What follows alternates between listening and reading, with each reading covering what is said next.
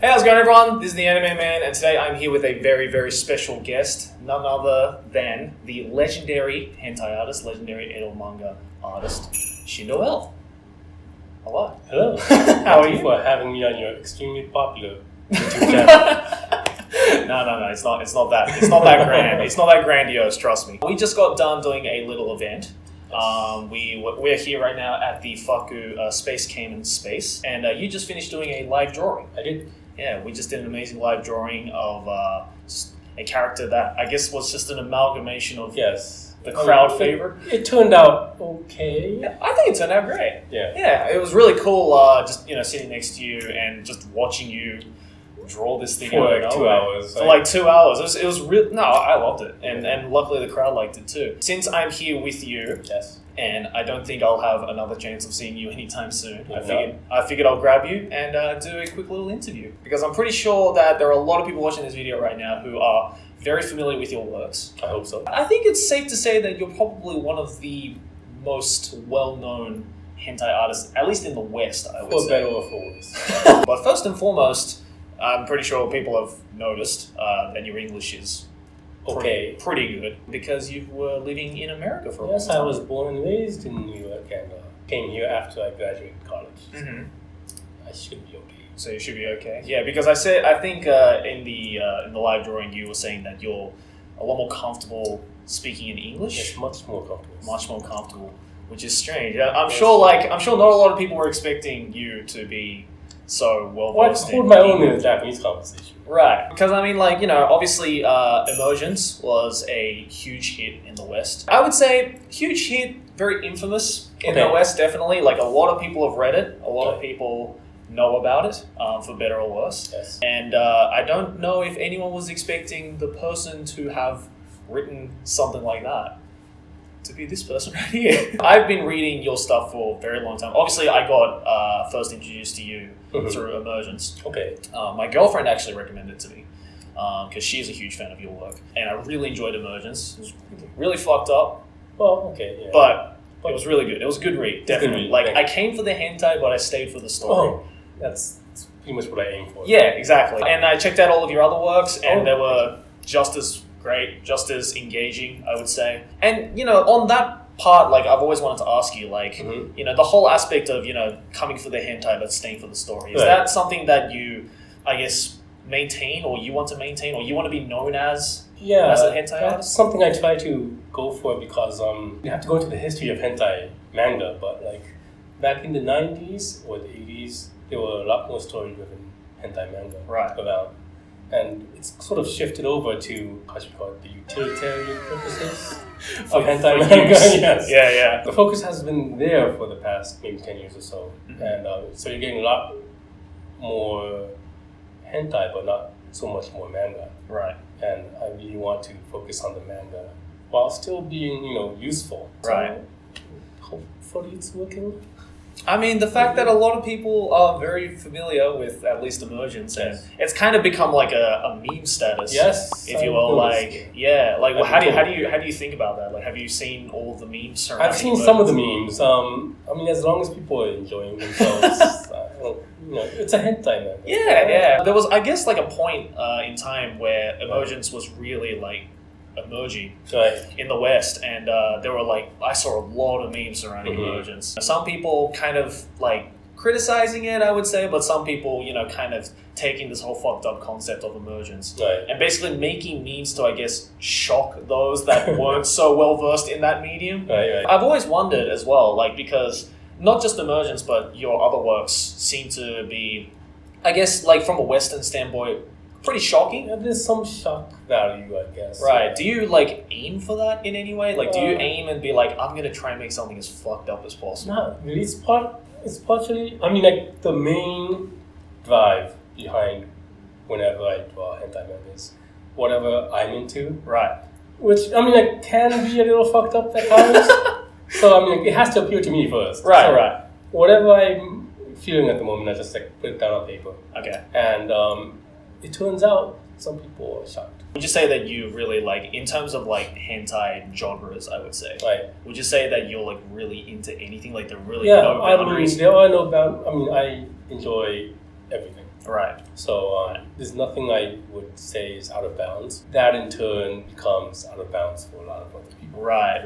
I definitely think as well, like, especially in the West, where people probably aren't as well versed in that kind of just hentai in general. Right. But I feel like especially the more shocking side of hentai, someone like you would come out and be like, well, it's just fiction.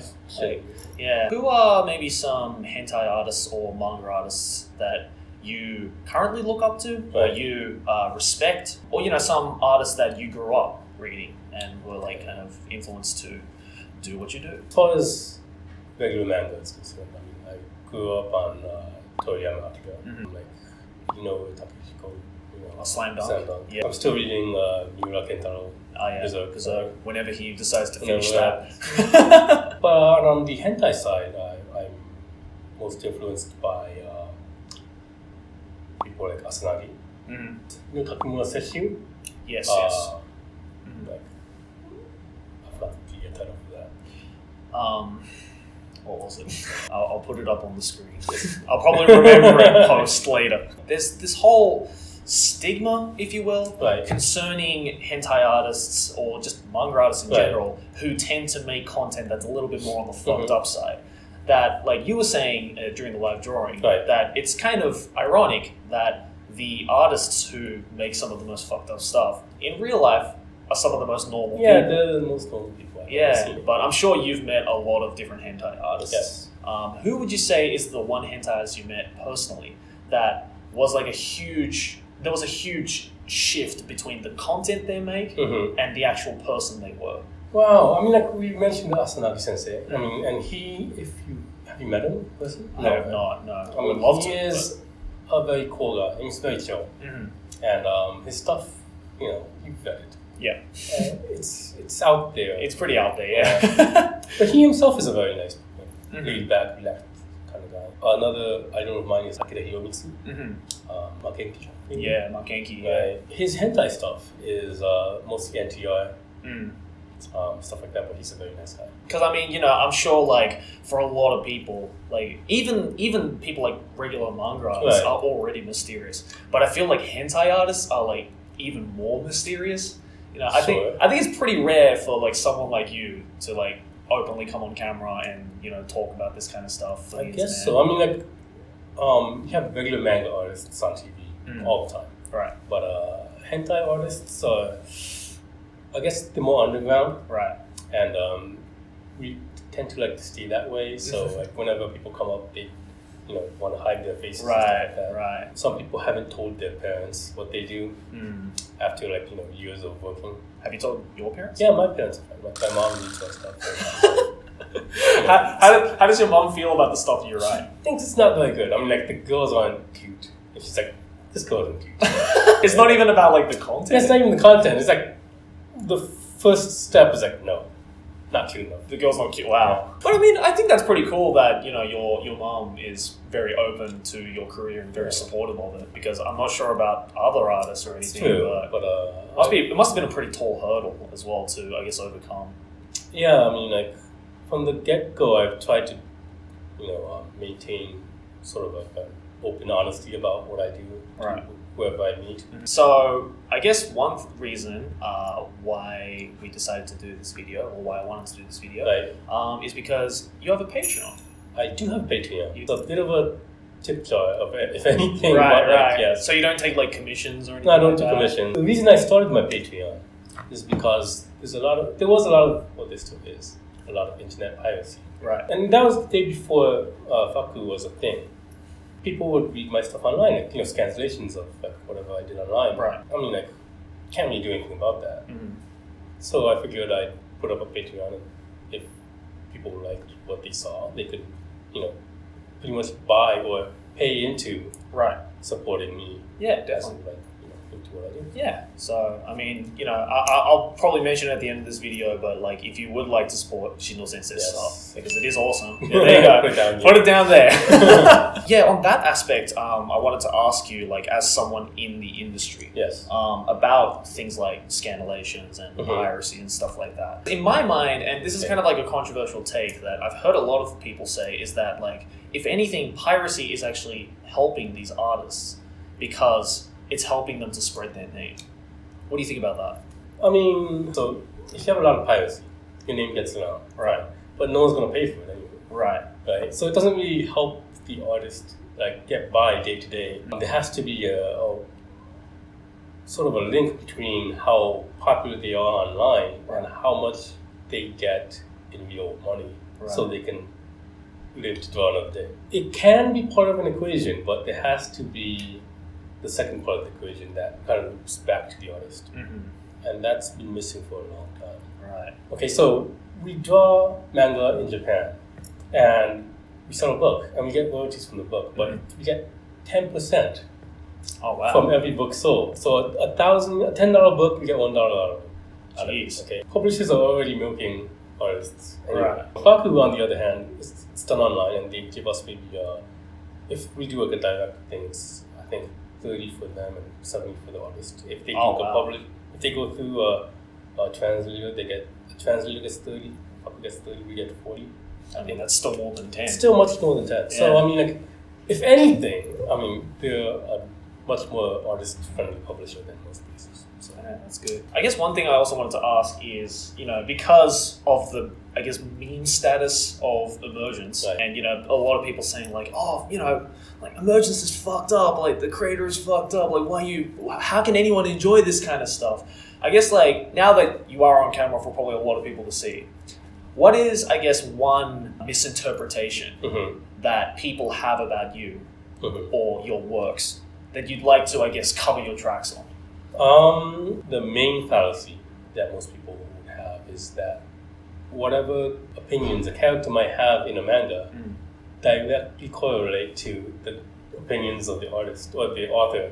Right. Which is, silly, because there are a lot of characters in a manga, and you can't just pick one out and try to paint that onto the author completely. Right. So it's kind of like if like a character is into rape, then that must mean the author is into rape. Right. Well, he's also drawing the person who was raped. Right. So and I think we talked about Sanagi-sensei, and he gets a lot of flack for this, I think. Yeah. He's into basically what I would call sadomasochism.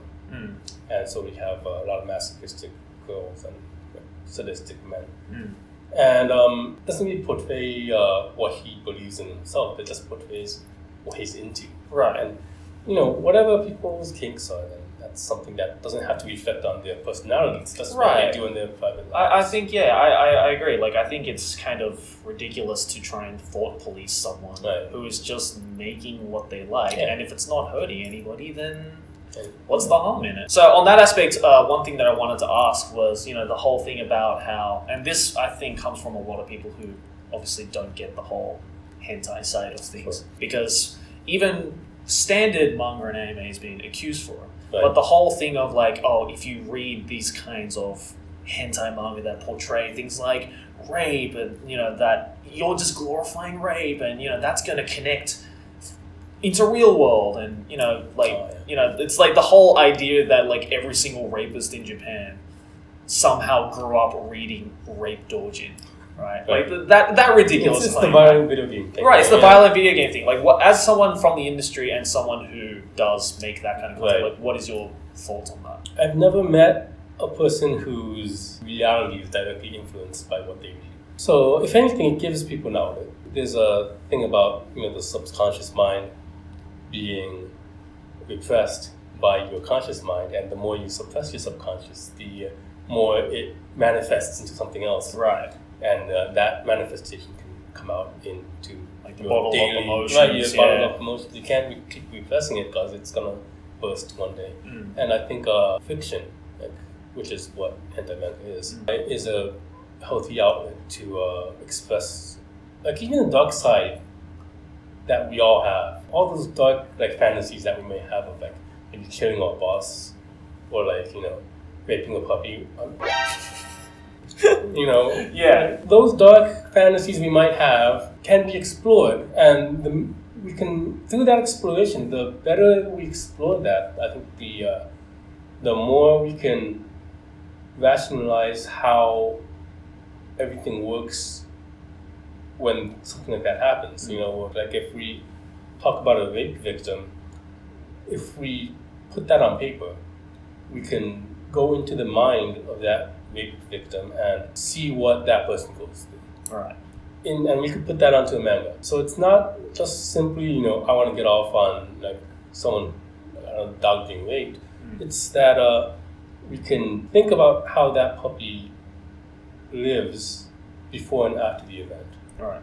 And that becomes a story. People can like beat off to it at any point they want, but it's still a story that we can tell and probably might help us rationalize our own darker emotions that we keep bottled inside us sometimes. Right, because I was like thinking as well, like in the case with say Emergence, I found that personally, like even though it does like it shows some fucked up stuff with like rape and drugs, especially being a huge theme in that. I saw a lot of people saying like, oh, Emergence is messed up because it's glorifying rape, it's glorifying the use of drugs, and if anything, I found it to be way more of an effective anti-drug message than a drug message. Yes, because it's like if you do drugs, then you might end up like this fictional person.